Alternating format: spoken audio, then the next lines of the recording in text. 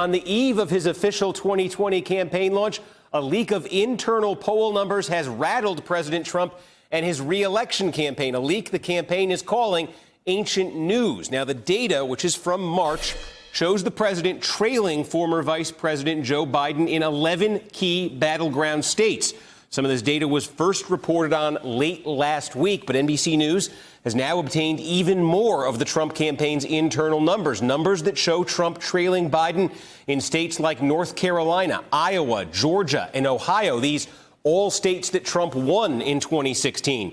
And the president is only leading Biden by 2 points in Texas, a state that hasn't gone to a Democrat since Jimmy Carter back in 1976. Now, the Trump campaign is cutting ties with some of its own pollsters after the leak of this data, according to a person close to the campaign. NBC News reporting, quote, the internal polling paints a picture of an incumbent president with serious ground to gain across the country as his re-election campaign kicks into higher gear. Here's what Trump said about those poll numbers during an interview with ABC News. But even your own polls show you're behind right now, don't they? No, my polls show that I'm winning everywhere. I don't know. We've all seen these reports that with 15 out of 17 states, you spent $2 million on a poll and you're behind in 15 out of 17 states. Nobody showed you those polls because those polls don't exist, George. Those polls don't exist. But I just had a meeting with somebody that's a pollster, and I'm winning everywhere.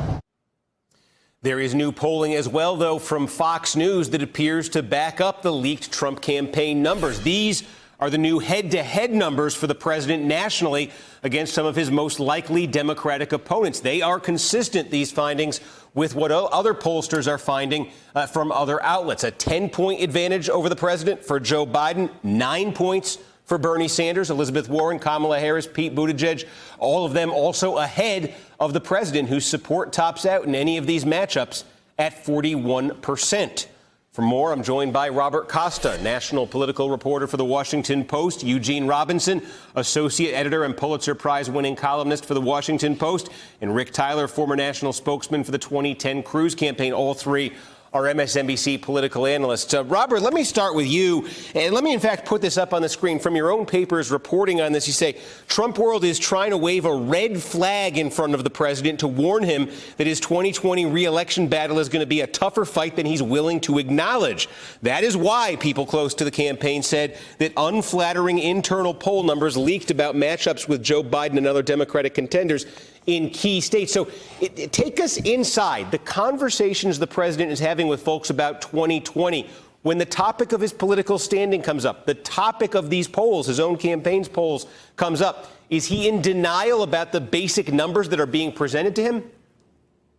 There has been a red flag that has been waved by certain people in the president's orbit ever since the 2018 elections, when they saw suburban women and other key voting blocs depart from President Trump, depart from the Republican Party. There's a divide right now in the president's circle between those who think the key is to stoke the president's political base and those who say they should be moving a little bit more toward the center. But they're seeing some of these numbers in different important states really start to tick off, and they're not doing what they need to do, they feel, in some of these states they won in 2016. We see the president's public reaction. I think what I'm curious, though, is privately. Is there a sense that this news is resonating with him, that he's acknowledging it privately, or is his attitude saying, hey, the polls look bad for me in 2016, I won, so I'll ignore him now?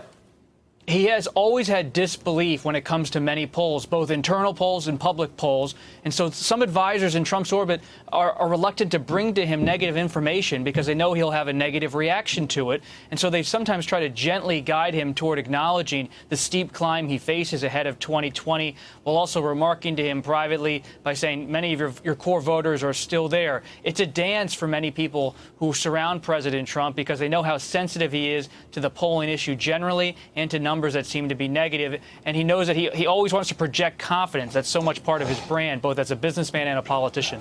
Yeah, Gene, it's interesting to me, just thinking back to 2016, I can think of how many moments in that campaign there were public polls out there. There were reports of, RNC polling and RNC analysis of all the battleground states. I remember seeing a couple days before the election in 2016. Always, it seemed, pointing to Donald Trump is behind. Donald Trump is poised to lose this state. Donald Trump is poised to lose the election.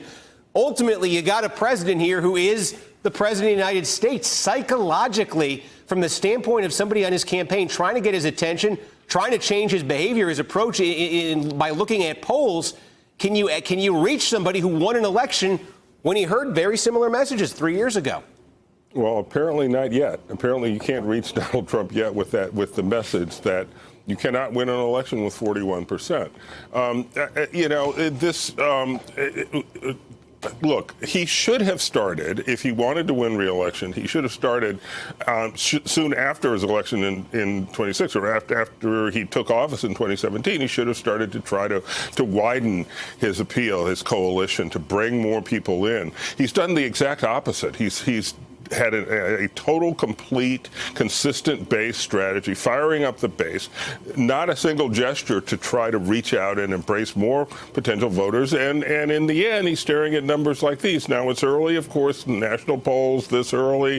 What do they mean? Well, the one message I take away is that 41%. You can't win with that. Well, so Rick, also that 41%, low 40s, I think not coincidentally at all, that's where Donald Trump's approval rating clocks in. And that's where it has clocked in basically his entire presidency. On a bad day, maybe he'll fall somewhere into the high 30s. On a good day, maybe he'll reach into the mid 40s. But I think one way of looking at these numbers, whether it's the internal polls, whether it's all the public polls you have out there, is these are numbers that are consistent with any president who's got the approval rating Donald Trump has had. Yeah, I think that's an accurate reading, and a president whose approval rating, oddly, has never really breached 50%. I mean, it's never been at a level that you could confidently say this is somebody who looks like he's going to be reelected. Now, he didn't look like he was going to get elected in the first place to a lot of us. So maybe there's some special juju about Donald Trump and elections. But these numbers, as you said, are very consistent with his low approval numbers, and they don't budge, really. Well, so, okay, Rick, if you want to take it from a Trump optimist standpoint here, just strategically, if he wants to pull a rabbit out of the hat again, get reelected in 2020 with numbers that you would normally look at and say, no one's winning an election with these numbers. I think one thing that seemed to help Donald Trump in the end in 2016, when you just looked at those exit polls, was the unpopularity on Election Day of his opponent. Hillary Clinton's favorable rating was down to 43% on Election Day 2016. Very low. Trump's was low, too, but it created just the opportunity he needed there. What are the odds that Donald Trump, with all these Democratic names you see out there, will end up being able to lower his Democratic opponent in 2020 to that same number? Or is this group of candidates you see out there potentially not going to fall that low, not going to be lowerable to that level? Well, let's start here, Steve. As you know, the latest NBC poll has Donald Trump at 44%. He started his presidency at the exact same number, 44%. So nothing has changed with Donald Trump. Donald Trump is congenitally incapable of hearing any bad news about himself or his campaign. So his pollsters have been unable to present him with the bleak news that's ahead of him. What he did with Hillary Clinton was to make her more unpopular than he was. That remains his only strategy, because he cannot, he has proven over and over again, as Eugene was saying, he cannot expand a base. He cannot collect more voters to his side. Instead, as Bob Costa points out, he continues to lose them. So his only strategy is to smear whoever his ultimate Democratic opponent will be. Now, here's the problem for the Democrats. It'll be easier to smear and define a candidate who has low name ID, which, frankly, is most of the field, besides Bernie Sanders and Joe Biden. Because they've raised like $100 million, and $100 million can do terrible, terrible things to one's public image. But that will be his strategy, because he has no vision for the country.